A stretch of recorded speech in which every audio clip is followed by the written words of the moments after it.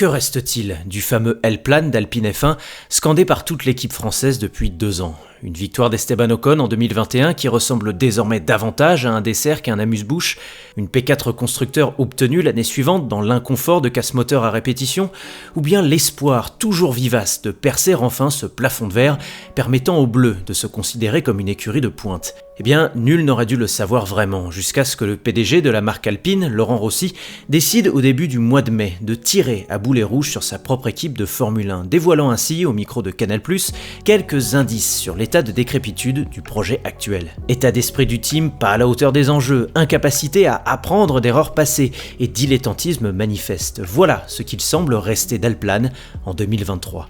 Alors à la lumière de ces déclarations pas franchement piquées des hannetons et qui menacent la pérennité du management actuel, faisons le point. Le coup de gueule de Laurent Rossi est-il justifié? Que sous-tend-il? Et met-il en danger le projet Alpine en Formule 1? Eh bien c'est ce qu'on va voir tout de suite.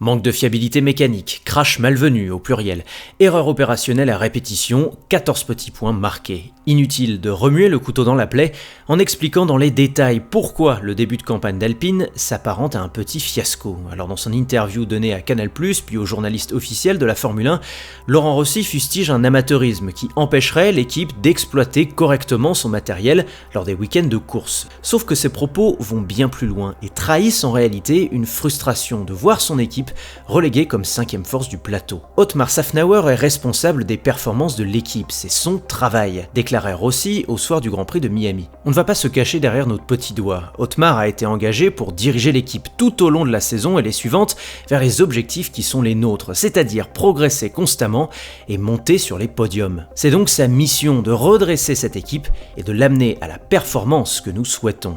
Vous l'aurez compris, par ses déclarations, Laurent Rossi met dans le même sac l'extraction de la performance lors des Grands Prix et le niveau de performance générale de l'équipe et de son A523, pointant du doigt dans les deux cas un même responsable, le team principal d'Alpine, Otmar Szafnauer.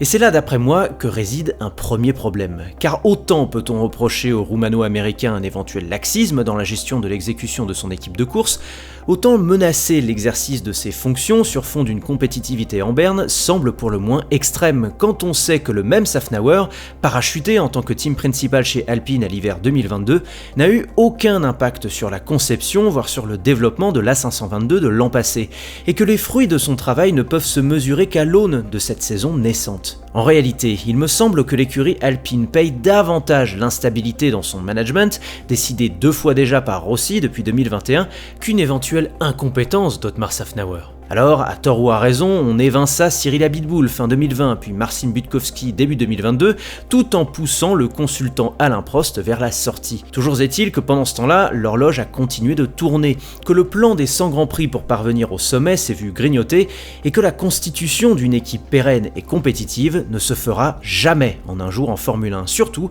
si l'on s'amuse à en changer le manager tous les 4 matins. Or, en substance, Laurent Rossi nous fait comprendre qu'il est tout à fait disposé à se séparer du management actuel si les résultats ne tombent pas rapidement, quitte à interrompre la stratégie sportive en cours, ce qui, soyons clairs, serait une erreur potentiellement dramatique pour Alpine F1, pour ses objectifs, voire pour son avenir. Alors pour mieux expliquer en quoi cette différence de temporalité entre celle réaliste de Szafnauer et celle plus impatiente de Laurent Rossi pose problème, prenons l'exemple d'une tâche concrète qui incombe généralement à un team principal, le recrutement d'une équipe d'aérodynamiciens. Rappelons d'abord qu'Otmar Szafnauer était en charge de la campagne de recrutement qui fait en partie aujourd'hui les beaux jours d'Aston Martin et de Fernando Alonso, campagne dans laquelle l'ancien team principal des Verts avait déniché le fameux directeur technique Dan Fallows, précédemment chez Red Bull, et l'ancien aérodynamicien de Mercedes, Éric Blandin. Un travail de fond mené entre 2019 et 2021 qui porte ses fruits désormais, mais qui confirme une fois de plus qu'en Formule 1, il faut laisser le temps au temps. Ferrari dans les années 90, Red Bull dans les années 2000 et Mercedes dans les années 2010 en sont les pleines expressions. Alors aujourd'hui, à peine plus d'1 an après sa prise de fonction chez Alpine, Szafnauer tente, à l'instar de ce qu'il avait accompli chez Aston, d'étoffer progressivement le département aéro des Bleus à Enstone par une stratégie de recrutement qui consiste prioritairement en une fuite des cerveaux chez les équipes de pointe. En fait, on veut prendre un raccourci, nous explique Safnauer à motorsport.com. Prenez Red Bull,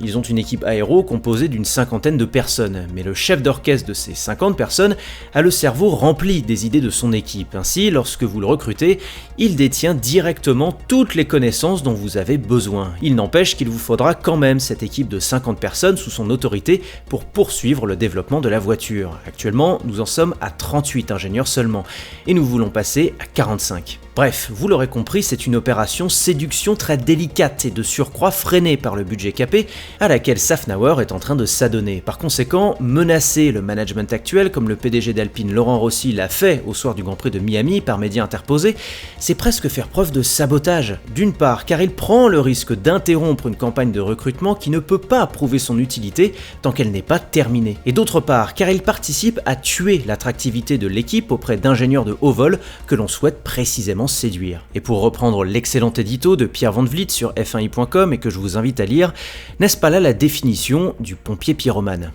Alors on a souvent remis en cause, voire moqué l'ambition de Renault puis d'Alpine depuis son retour en F1 en 2016, la comparant à celle stratosphérique d'Aston Martin. Mais je reste persuadé que le problème n'est pas là. Les ressources financières augmentent, le budget capé est atteint, la paire de pilotes est excellente, un nouveau simulateur de course ultra performant arrive chez Enstone en remplacement d'une vieille machine achetée à McLaren, et de nouveaux investisseurs américains, en la personne d'AutoNation, pourraient apporter un nouveau vent de fraîcheur à l'écurie et de nouvelles velléités pour le constructeur.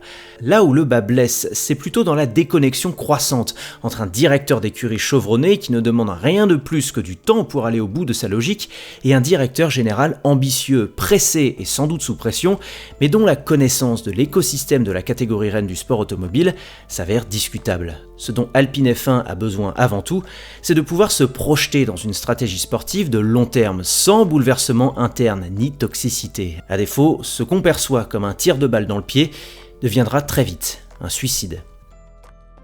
Merci d'avoir écouté ce podcast, alors je vous laisse me dire ce que vous pensez de la situation d'Alpine en F1 actuellement, au regard des propos de Laurent Rossi, du début de saison un peu compliqué, et du management d'Otmar Safnauer. N'oubliez pas de liker, commenter, partager ce contenu. À la semaine prochaine pour la suite des aventures. Allez, ciao!